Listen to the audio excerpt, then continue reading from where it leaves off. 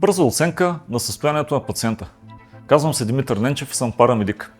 При пристигане на мястото на инцидента трябва да направим една изключително бърза оценка на пациента и на обстановката около него.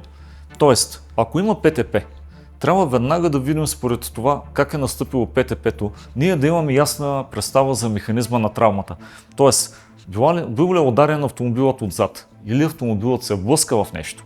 И в двата случая имаме различен механизъм на травмата. В единия случай имаме къмшичен удар, който ще нанесе поражение на цервикални прешлени. В случая на удар отзад, травмата може да бъде съвсем друга.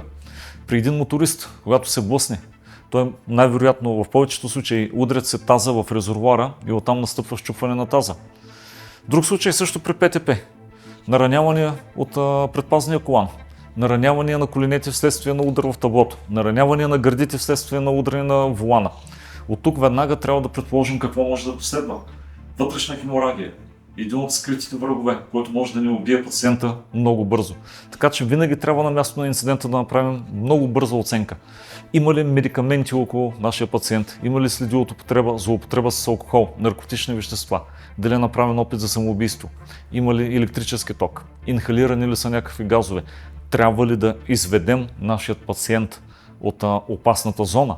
Примерно, топлинен удар, а пациентът не работи в пекарна. Трябва ли да го изведем навън? Да, разбира се. Трябва винаги да подходим безопасно и да направим много бърза оценка, защото на база тази оценка зависят нашите последващи действия. Благодаря ви.